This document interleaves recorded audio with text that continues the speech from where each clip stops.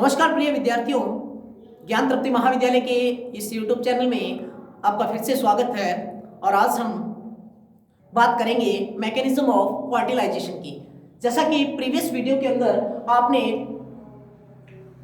Fertilisation के बारे में स्टडी की थी कि फर्टिलाइजेशन क्या होता है,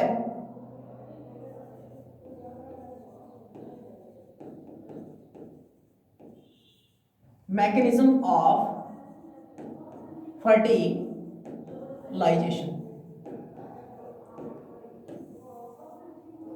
देखो, प्रीवियस वीडियो के अंदर आपने फर्टिलाइजेशन की डेफिनेशन के बारे में स्टडी की थी कि हैप्लॉइड मेल और हैप्लॉइड फीमेल इन दोनों के प्री न्यूक्लियाई के समेकन की प्रक्रिया को हम क्या कहते हैं?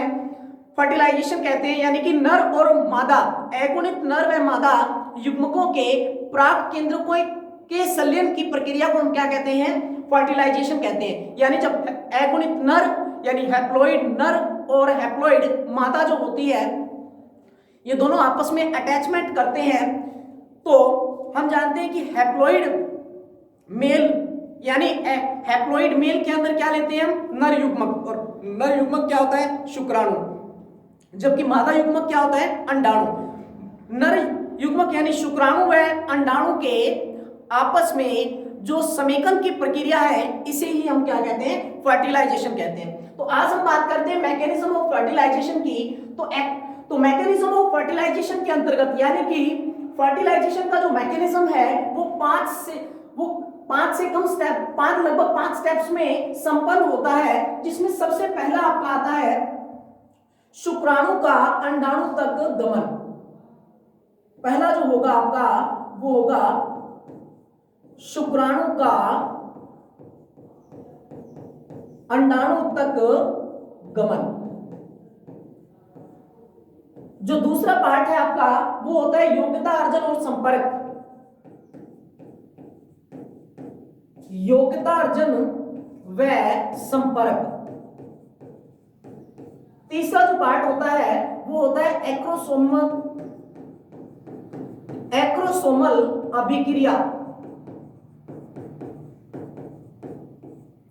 और फोर्थ जो पार्ट आपको दिया गया है, फोर्थ पार्ट होता है अंडाणु का सक्रियण।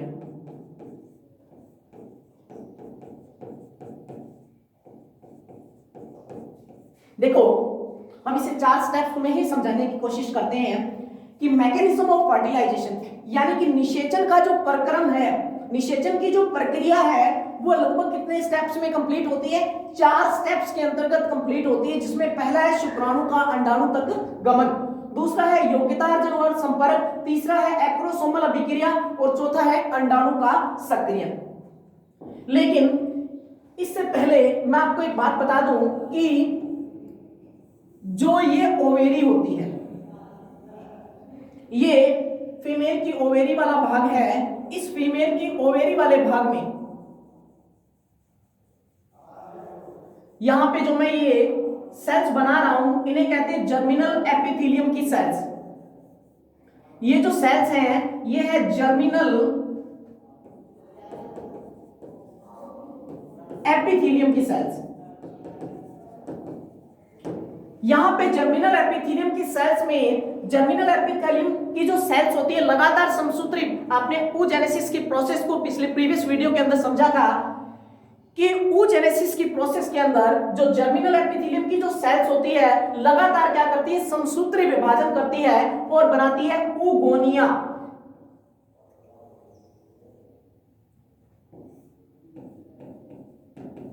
Primordial follicles.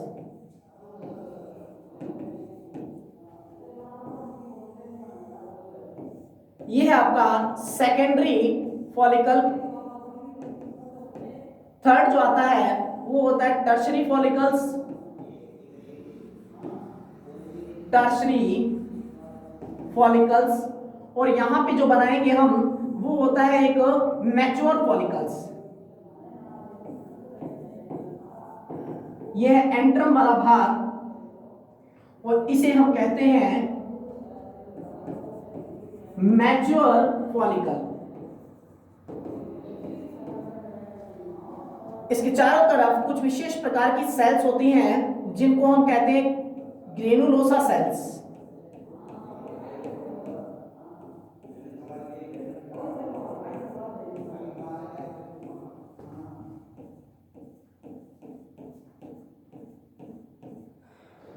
ये जो है ये है ग्रेन्युलोसा सेल्स। और यहां पे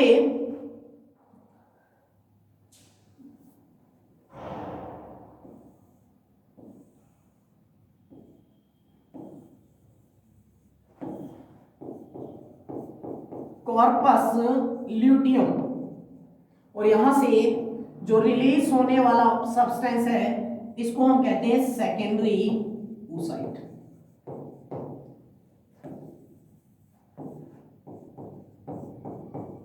कॉर्पस एल्बिकेंस।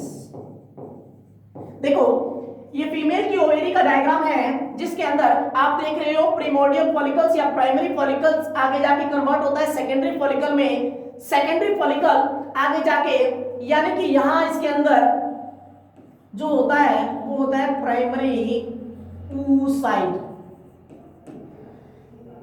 प्राइमरी फॉलिकल से बनता है सेकेंडरी फॉलिकल्स, यानी जो जर्मिनल एपिथेलियम की सेल्स होती है वो लगातार समसूत्री विभाजन करती है, जिस दौरान क्या है विभिन्न प्रकार के फॉलिकल्स निर्मित होते हैं और इन्हीं फॉलिकल्स के अंदर आपको प्राइमरी oocyte जो होता है वो मिलता है, जो आगे जाकर यहां पे निर्माण करता है फर्दर सेकेंडरी oocyte का।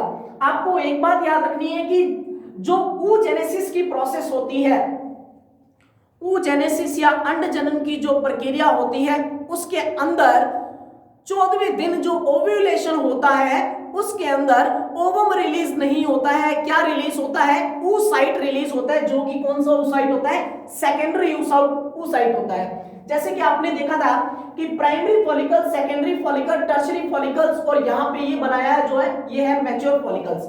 मैच्योर फॉलिकल्स जो होता है उसमें एक विशेष प्रकार के लिक्विड का निर्माण होता है, यानी फॉलिकुलर कैविटी का निर्माण होता है। इसके अंदर एक कैविटी लाइक स्ट्रक्चर बनती है, यानी एक द्रव्य पदार्थ का, जिसको हम कहते हैं एंट्रम। और इसी एंट्रम के अंदर क्या होता है, यहाँ पे सेकेंडरी oocyte होता है। ये सेकेंडरी oocyte ओव्यूलेशन के 14वें दिन में क्या होता है, यहां से ओवेरी से रिलीज हो जाता है। और ओवेरी से रिलीज होने के बाद ये जो सेकेंडरी oocyte है ये कहां पहुंच जाता है, ये फीमेल के जो एम्पुला रीजन है वहां से गति करते हुए एम्पुलरी इस्थमस जंक्शन में पहुंच जाता है। जैसा कि भी मैं आपको डायग्राम के थ्रू समझाता हूं कि किस प्रकार से जो ये प्रोसेस होती है। तो देखो इसके अंदर सबसे पहले हम डायग्राम बना लेते हैं।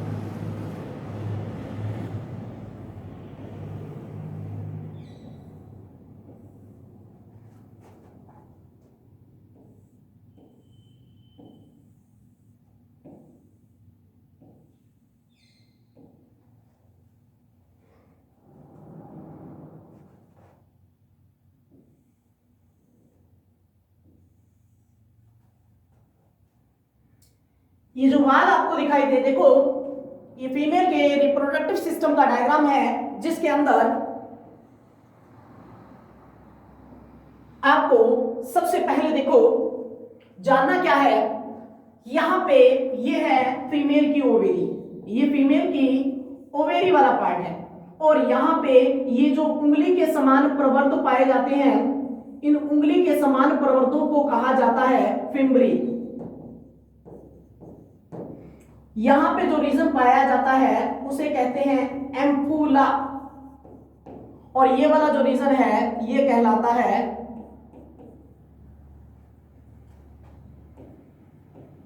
इस्थमस। ये यहां पे 3 वाल दी गई हैं जिसको हम इंडिकेट करते हैं। सबसे पहले जो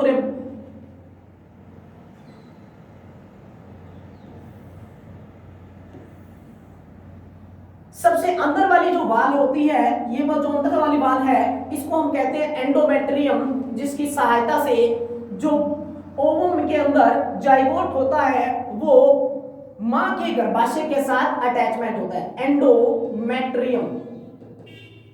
ये बीच वाली जो वाल दिखाई दे रही है ये आपको, ये है मायोमेट्रियम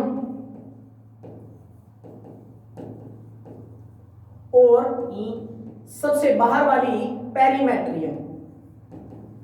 यानी गर्भाशय के अंदर 3 प्रकार के स्तर पाए जाते हैं, एंडोमेट्रियम, मायोमेट्रियम और पेरीमेट्रियम। यदि हम यहां पे बात करें तो ये जो वाला पार्ट है ये है यूटेरस वाला पार्ट। ये जो पार्ट है ये है यूटेरस वाला पार्ट, और यहां पे इसको हम बोलते हैं ओविडक्ट या फिर फैलोपियन ट्यूब बोलते हैं, जो कि फैलोपियन नामक साइंटिस्ट के द्वारा इसे फैलोपियन ट्यूब नाम दिया गया। अब देखो ये है फर्टिलाइजेशन का मैकेनिज्म, जिसके अंदर हम पढ़ेंगे कि किस प्रकार से फर्टिलाइजेशन होता है। हमारा पहला स्टेप क्या था? हमारा पहला स्टेप था कि फर्टिलाइजेशन का जो मैकेनिज्म होता है उसमें टोटल 4 स्टेप्स होते हैं, यानी निषेचन की प्रक्रिया को 4 स्टेप्स के अंतर्गत देखा जाता है, जिसमें पहला है शुक्राणु का अंडाणु तक गमन। देखो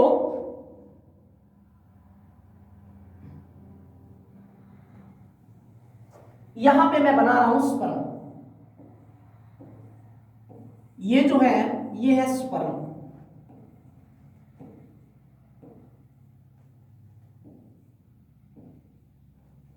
यहां पे एक जंक्शन पाया जाता है जिसे कहते हैं ampullary isthmus junction, isthmus junction.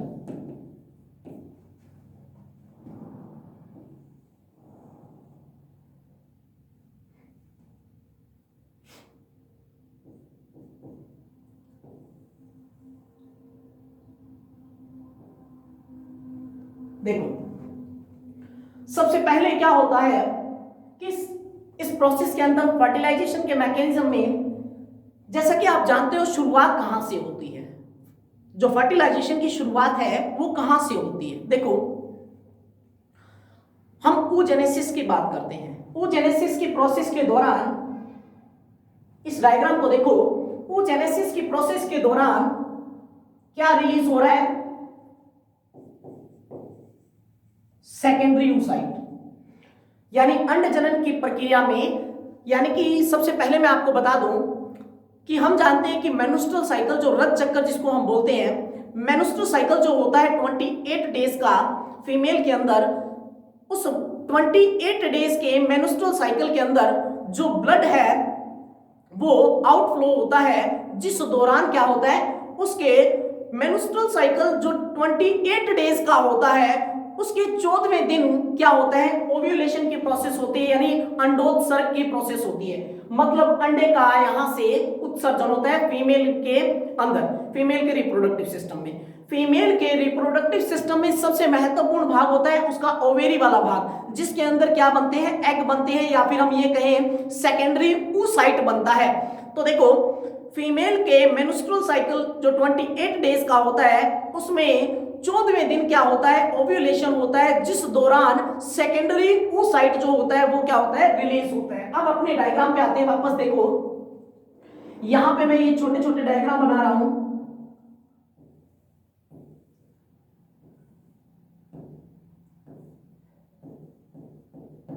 ये है सेकेंडरी oocyte, एक बार देख लो मैं।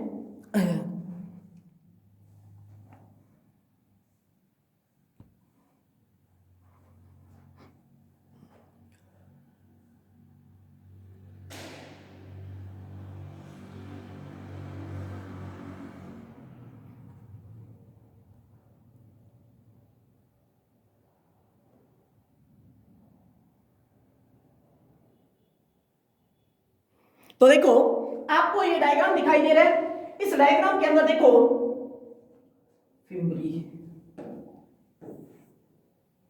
इसे थोड़ा बड़ा लिख देता हूं मैं, फिम्बरी क्या होता है? फीमेल का मेंस्ट्रुअल साइकिल के दौरान मैंने आपको बताया 14वें दिन ओव्यूलेशन होता है, यानी एक फीमेल के अंदर मेंस्ट्रुअल साइकिल जो चलता है उस दौरान क्या होता है, फीमेल की ओवेरी में से जो रिलीज होता है वो होता है सेकेंडरी oocyte। ये सेकेंडरी oocyte को कैप्चर किया जाता है, फीमेल के रिप्रोडक्टिव सिस्टम में एक भाग पाया जाता है जिसका नाम है फिम्बरी।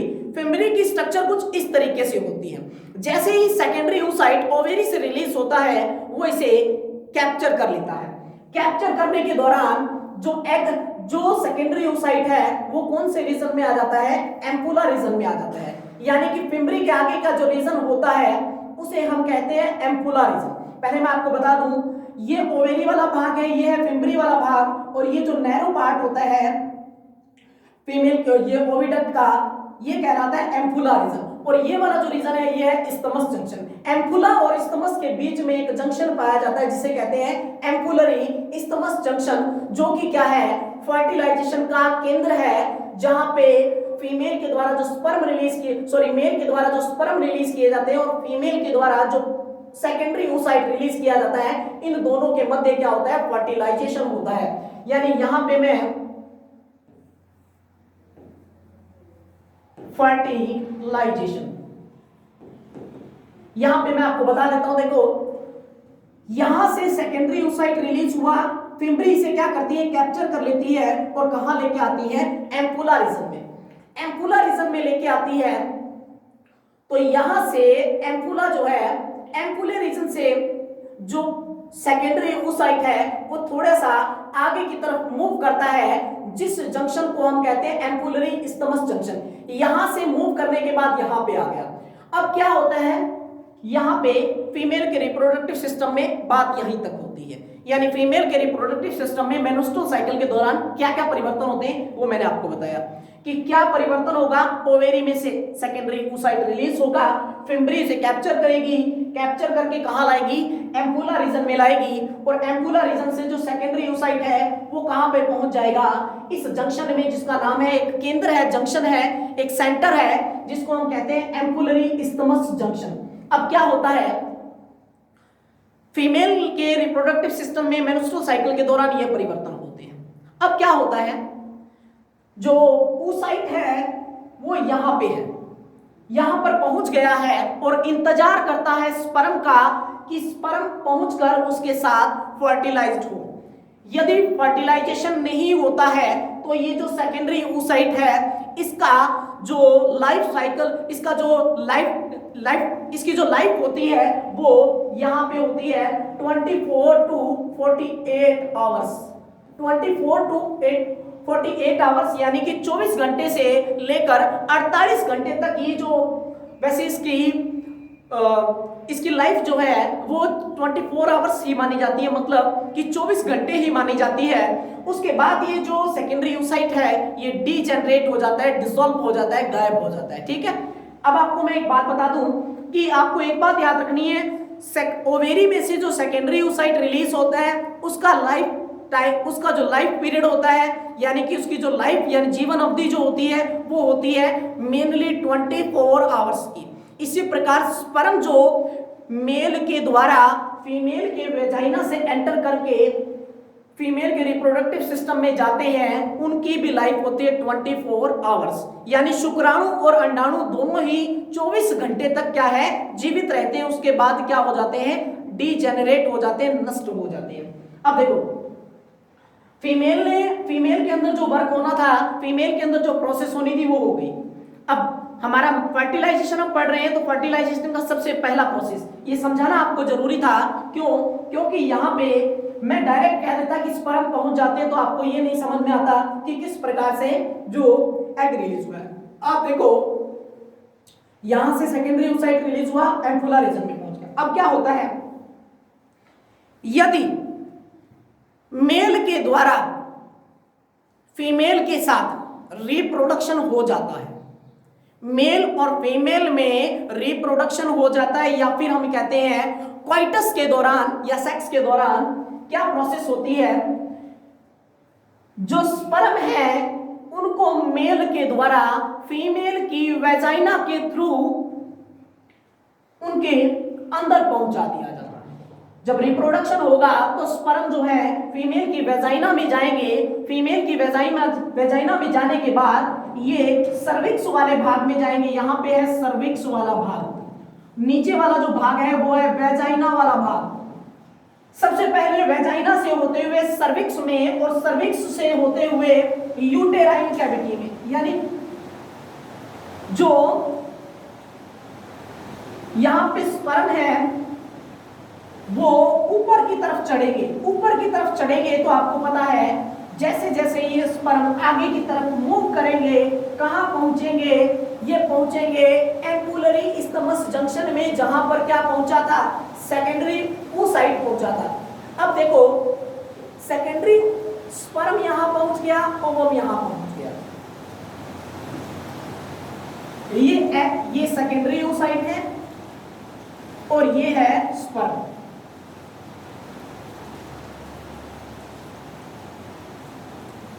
यहां पर क्या होता है, इन दोनों के मध्य फर्टिलाइजेशन होता है।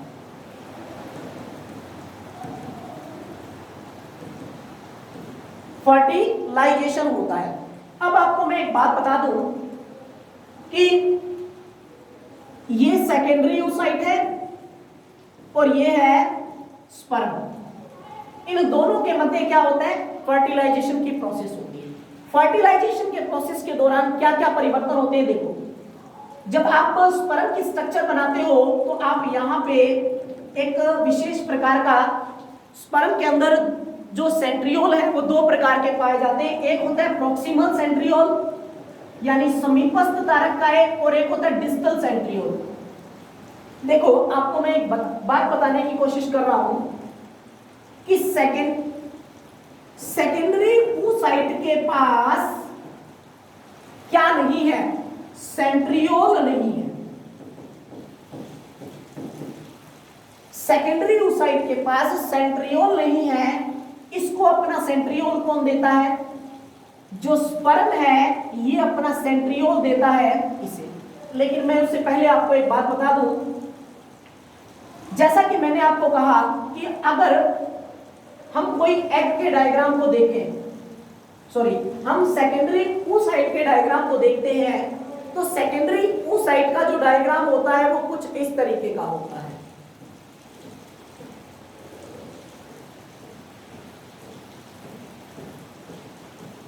सेकेंडरी oocyte का डायग्राम कुछ इस तरीके का होता है। क्या होता है सेकेंडरी oocyte के अंदर, सेकेंडरी oocyte के चारों तरफ ये जो सेल्स पाई जाती हैं इन्हें कहा जाता है ग्रेन्युलोसा सेल्स या फॉलिकुलर सेल्स, या आप कोरोना रेडिएटा कह सकते हैं उसको, कोरोना रेडिएटा सेल्स।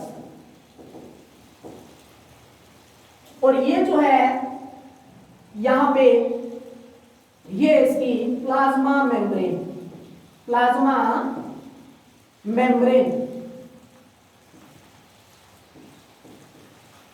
और यहां पे बाहर वाली जो लेयर दिखाई दे रही है आपको, ये है जोना पेलिसिडा की लेयर। होता क्या है देखो, यहां पे हम समझने की कोशिश करते हैं। जब प्राइमरी फॉलिकल से सेकेंडरी फॉलिकल बनता है, बात को समझने की कोशिश करना कि जब प्राइमरी फॉलिकल से सेकेंडरी फॉलिकल बनता है, सेकेंडरी से टर्शियरी फॉलिकल्स बनता है और मैच्योर फॉलिकल्स बनता है, तो इनके चारों तरफ कुछ विशेष प्रकार की सेल्स पाई जाती हैं जिन्हें हम कहते हैं ग्रेनुलोसा सेल्स। ये ग्रेनुलोसा सेल्स जब यहां से सेकेंडरी oocyte रिलीज होता है तो ये ग्रेनुलोसा की जो सेल्स होती हैं अपने साथ इनको लेकर आती हैं, जिनको हम बाद में कह देते हैं कोरोना रेडिएटा सेल्स। क्यों कहते हैं, क्योंकि ग्रेनुलोसा सेल्स जो होती हैं वो कुछ रेडिएशंस की तरह होती हैं इस तरीके से, तो जिस कारण इस तरीके से होती है यानी रेडिएशंस के रूप में। इस दौरान क्या होता है, इस दौरान जो रिलीज होने वाला सेकेंडरी oocyte है ये अपने साथ साथ यहां पर क्या लेकर आता है, अपने साथ साथ यहाँ पे लेके आता है कुछ विशेष प्रकार की सेल्स जिनको कहते हैं ग्रेन्युलोसा सेल्स। ग्रेन्युलोसा सेल्स के अंदर की तरफ एक प्रोटेक्टिव लेयर होती है जो कि होती है जोना पेल्लुसिडा की लेयर। जोना पेल्लुसिडा के लेयर के अंदर की तरफ जो स्पेस पाया जा रहा है इसे कहते हैं pre vitelline space. Pre vitelline space. अब होता क्या है, जब यहां से फर्टिलाइजेशन की जो प्रोसेस होती है तो इस दौरान एक स्पर्म नहीं मिलियंस ऑफ स्पर्म जो है वो यहां पे पहुंचते हैं, लेकिन इनमें से अधिकतर जो स्पर्म्स होते हैं, यानी कि जब रिप्रोडक्शन या जन्म की प्रोसेस होती है मेल और फीमेल के अंदर, तो यहां से बहुत सारे स्पर्म जो है फीमेल की वेजाइना से पहुंचते हैं, फीमेल की वेजाइना में से गुजरते हैं या फिर फीमेल की वेजाइना में पहुंचते हैं, लेकिन अधिकतर जो स्पर्म्स होते हैं फीमेल की वेजाइना में नष्ट हो जाते हैं। इनमें से कुछ तीव्र गतिशील स्पर्म्स जो होते हैं वही कहां पहुंच पाते हैं, एम्पुलरी इस्थमस जंक्शन में। अब मान लो ये एक सेकेंडरी ओसाइट है और ये स्पर्म, जैसा कि आपको मैंने बताया कि यहां पे ये है सेकेंडरी ओसाइट। सेकेंडरी ओसाइट के चारों तरफ कौन पाया जा रहा है, कोरोना रेडिएटा। कोरोना रेडिएटा के अंदर क्या है, जोना पेल्लुसिडा। जोना पेल्लुसिडा के अंदर का जो स्पेस है उसे हम क्या कहते हैं, प्री विटेलाइन स्पेस। अब देखो यहां पे एक स्पर्म नहीं लाखों की संख्या में स्पर्म पहुंचते हैं इस तरीके से, लेकिन इस सेकेंडरी oocytes के साथ जो कनेक्शन बनाता है वो सिर्फ एक स्पर्म ही बनाता है। सबसे पहले क्या होता है, जो स्पर्म सबसे आगे होगा दौड़ में वही स्पर्म इसको पेनिट्रेट कर पाएगा, या फिर जिस स्पर्म के अंदर कैपेसिटी होगी, सभी आवश्यक गुण पाए जाएंगे, वही जो है इसको जोना पेल्लुसिडा की लेयर जो है इसको भेद कर अंदर प्रवेश कर पाएगा। देखो क्या होता है, मैंने जैसा कि आपको बताया कि यहाँ पे ये सेकेंडरी oocyte, ये इसके चारों ओर जोना पेल्लुसिडा की लेयर, और यहाँ पे क्या है, यहाँ पे है कोरोना रेडिएटा सेल्स। ये कोरोना रेडिएटा की जो सेल्स होती है, सबसे पहले हम जानते हैं कि ये वाला जो भाग होता है शुक्राणु के टिप पार्ट पे जो भाग पाया जाता है वो होता है एक्रोसोम वाला भाग। क्या होता है, जब एम्पुलरी इस्थमस जंक्शन में स्पर्म और ओवम मिलते हैं तो इस दौरान जो एक्रोसोम होता है वो एग के कोरोना रेडिएटा सेल्स को डिसइंटीग्रेटेड कर देता है, नष्ट करके आगे की तरफ बढ़ता है, क्योंकि एक्रोसोम के अंदर एक एंजाइम पाया जाता है जिसका नाम है हाइल्यूरोडिनेज।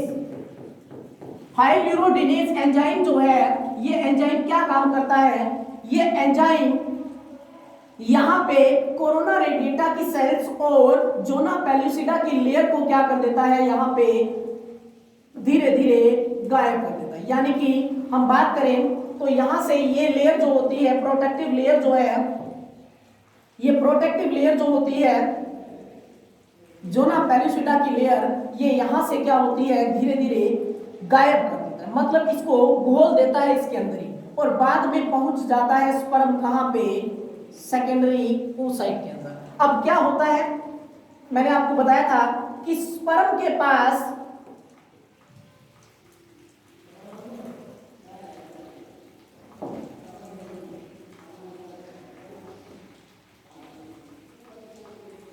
ये आपका स्पर्म हो गया। स्पर्म के पास क्या होता है, यहां पे सेंट्रियोल होता है। स्पर्म के पास खुद का सेंट्रियोल है, सेकेंडरी oocyte के पास सेंट्रियोल नहीं होता। इसके पास हैप्लॉइड न्यूक्लियस है, इसके पास भी न्यूक्लियस है, इसके पास खुद का साइटोप्लाज्म नहीं होता। स्पर्म के पास होता भी है तो नाम मात्र का होता है। स्पर्म के पास ज्यादा मात्रा में साइटोप्लाज्म नहीं होता, लेकिन सेकेंडरी oocyte के पास साइटोप्लाज्म जो है वो होता है। तो क्या होता है, कॉम्बिनेशन होता है। कैसे, सेकेंडरी oocyte और स्पर्म ये दोनों आपस में क्या करते हैं, एक दूसरे के संयोग से एक जाइगोट बनाने का काम करते हैं। कैसे, ये अपना सेंट्रियोल दे देता है किसे? ये अपना सेंट्रियोल दे देता है सेकेंडरी oocyte को। देखो मैंने कहा कि एक्रोस्पर्म जो होता है वो अपना सेंट्रियोल दे देता है सेकेंडरी oocyte को, और अपना न्यूक्लियस जो है वो दे देता है यहां पे किसको? सेकेंडरी oocyte को। अब सेकेंडरी oocyte बदले में स्पर्म को क्या देता है? बदले में देता है साइटोप्लाज्म। तो इन दोनों के कॉम्बिनेशन से क्या बनता है? एक जाइगोट बनता है, या फिर हम ये कहें जब ये दोनों आपस में फर्टिलाइजेशन करते हैं तो बनता है ये यहाँ पे कंप्लीट ओवम, और ओवम से ही क्या बनेगा? जाइगोट बनेगा। देखो अब अपने पिछले प्रोसेस में वापस आते हैं। यहां पे आपने देखा कि आपको oogenesis की प्रोसेस के बारे में पता होगा कि oogenesis की प्रोसेस के दौरान क्या रिलीज होता है। यहाँ पे oogenesis की प्रोसेस के दौरान यहाँ पे सेकेंडरी oocyte रिलीज होता है, क्योंकि देखो जब हम oogenesis की प्रोसेस पढ़ते हैं तो हम क्या पढ़ते हैं कि जर्मिनल एपिथेलियम की जो सेल्स होती है वो आगे जाके क्या बनाती है? oogonia बनाती है। oogonia जो होता है वो आकार में वृद्धि करता है, जिसको हम ग्रोथ स्टेज के अंदर लेते हैं। oogonia जब आकार में वृद्धि करता है तो बनाता है प्राइमरी oocyte। प्राइमरी oocyte में मियोसिस फर्स्ट होता है। क्या होगा? मियोसिस फर्स्ट, अर्धसूत्री विभाजन प्रथम। अर्धसूत्री विभाजन प्रथम होने के बाद क्या बनेगा? सेकेंडरी oocyte बनेगा। सेकेंडरी oocyte जब तक ओवम में कंप्लीट नहीं होता, यानी तब तक चेंज नहीं होता जब तक उसके अंदर मियोसिस सेकंड नहीं होता। देखो कैसे? क्योंकि मैंने आपको बताया था कि वो जो आपका सेकेंडरी oocyte होता है, जिस प्रकार आप स्पर्मेटोजेनेसिस की प्रोसेस पढ़ते हो उसके अंदर हम देते हैं स्पर्मेटिड्स जब चेंज हो जाता है स्पर्म के अंदर तो वो प्रोसेस कहलाती है स्पर्मियोजेनेसिस। स्पर्मियोजेनेसिस अर्थात शुक्राणु पूर्वी कोशिका का या स्पर्मेटिड सेल का एक कंप्लीट स्पर्म में चेंज हो जाना स्पर्मियोजेनेसिस कहलाता है। इसी प्रकार क्या होता है? सेकेंडरी oocyte जो है वो चेंज होता है ओवम के अंदर। कब होता है? जब मेल के द्वारा स्पर्म रिलीज किए जाते हैं, और यहां पे बात करें स्पर्म के द्वारा मेल के द्वारा जो स्पर्म रिलीज किए जाते हैं वो पहुंचते हैं एम्पुलरी इस्थमस जंक्शन में, और इन दोनों का जब मिलन होता है तभी क्या है? एग बनता है। अब देखो यहां पे हमने बात कर ली कि जो आपका सेकेंडरी oocyte होता है ये मियोसिस सेकंड की मेटाफेज सेकंड अवस्था में रुक जाता है। मियोसिस सेकंड की यानी कि जब तक इसके अंदर सेकेंडरी oocyte के अंदर क्या नहीं होता? सेकेंडरी oocyte के अंदर यहां पे हम बात करें सेकेंडरी oocyte के अंदर जब तक मियोसिस सेकंड नहीं होता तब तक ये क्या है?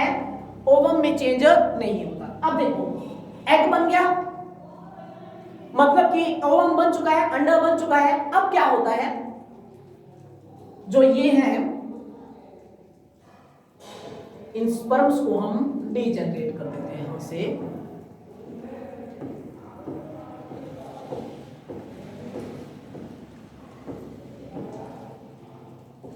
अब क्या होता है? अब जो एग है वो यहां से मूव करता है। अब जो एग है उसके अंदर थर्ड डे, तीसरे दिन एक सेल से कितनी सेल बनती है? 2 सेल बनती है। 2 से कितनी बनेगी? 4। 4 से यहां पे 8 और 8 से बनती है 16 सेल स्टेज। इसको हम बोलते हैं मोरुला स्टेज। Morula stage.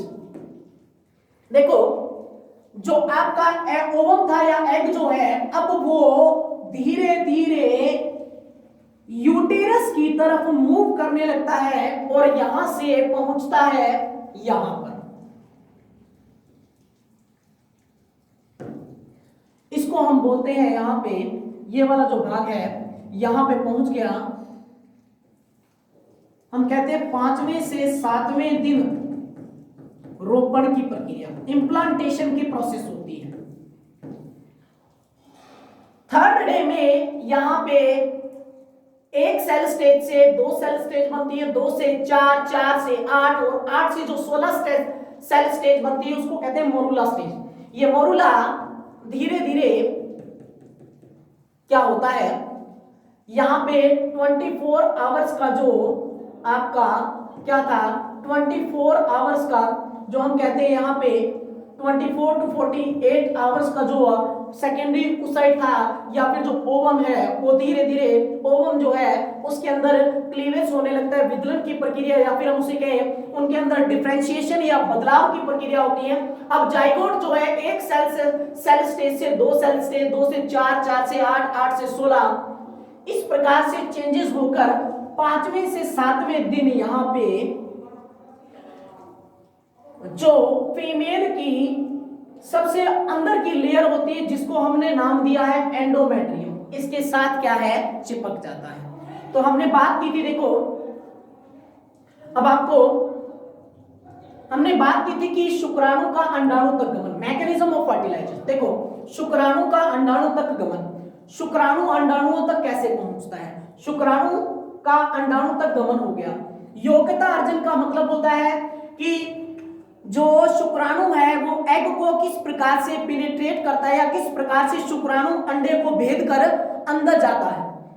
तीसरा है एक्रोसोमल अभिक्रिया, मैंने आपको बताया कि किस प्रकार से शुक्राणु का जो एक्रोसोम है वो अंडे के चारों तरफ जो लेयर है कोरोना रेडिएटा जोना पेलुसिडा की लेयर को भेद कर अंदर की तरफ जाएगा। और चौथा है अंडाणु का सक्रियण, अंडाणु एक्टिव हो जाएगा, एक्टिव होने के बाद कहां पे इसमें क्या प्रोसेस होगी, इम्प्लांटेशन की प्रोसेस होगी यानी रोपण की प्रक्रिया। अगर मैं आपको एक छोटी सी बात बताऊं तो देखो फीमेल के अंदर मेंस्ट्रुअल साइकिल चला, मेंस्ट्रुअल साइकिल के दौरान फीमेल के अंदर जो मेंस्ट्रुअल साइकिल चलता है उस दौरान 14वें दिन क्या होता है, अंडा निकलता है फीमेल की ओवेरी में से। फीमेल की ओवेरी में से अंडा निकला, उस अंडे को कहां पहुंचा दिया गया, फीमेल का रिप्रोडक्टिव सिस्टम होता है उसके अंदर एक एम्पुला स्टमस जंक्शन होता है, वहां पर पहुंच गया एग, यानी जो सेकेंडरी ओसाइट होता है वो पहुंच गया। फर्टिलाइजेशन हुआ, सेक्स हुआ, इस दौरान क्या होता है, स्पर्म पहुंचे, कहां से स्पर्म पहुंचेंगे, कहां पे डायरेक्ट स्पर्म पहुंचेंगे एम्पुलरी स्टमस जंक्शन में।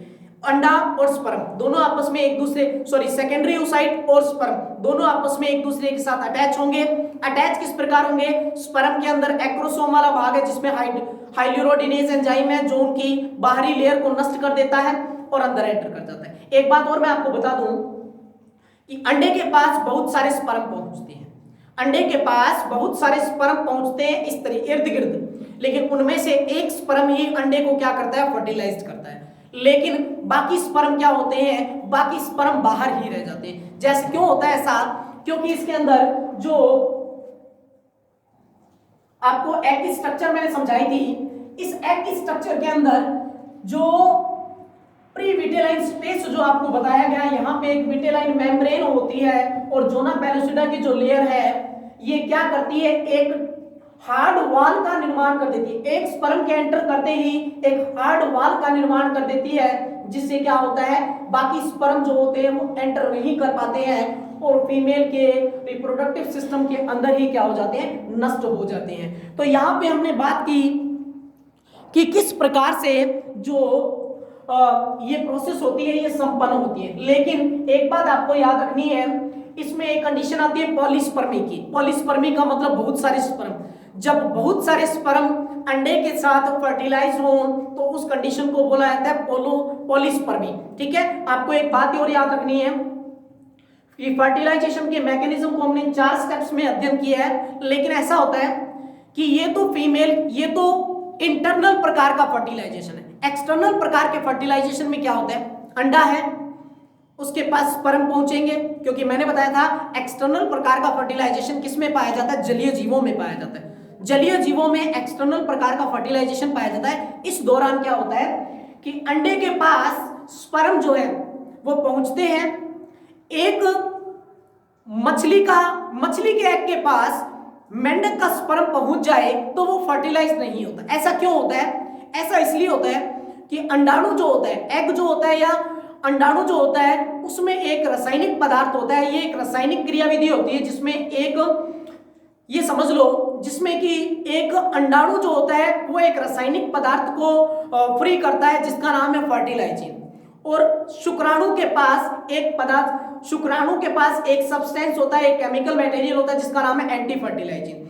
तो क्या होता है, एक ही जाति के शुक्राणु और अंडाणु आपस में क्या होते हैं, अटैच होते हैं, अन्य जाति के नहीं होते। जैसे ताले, हर एक ताले की एक चाबी होती है फिक्स, उसी प्रकार अंडाणु और शुक्राणु इन दोनों का आपस में जो मिलन होता है वो किसी अन्य जाति के शुक्राणु के साथ नहीं होता है या किसी अन्य जाति के अंडाणु के साथ नहीं होता है। किस कारण नहीं होता है, तो फर्टिलाइजिन और एंटी फर्टिलाइजिन के कारण होता है। ये होते क्या है एंटी फर्टिलाइजिन और फर्टिलाइजिन, ये एक प्रकार के ग्लाइकोप्रोटीन है जिनका मोलिकुलर वेट काफी हाई होता है और ये काफी सारे अमीनो एसिड से मिलकर बने होते हैं। तो आज के लिए इतना ही।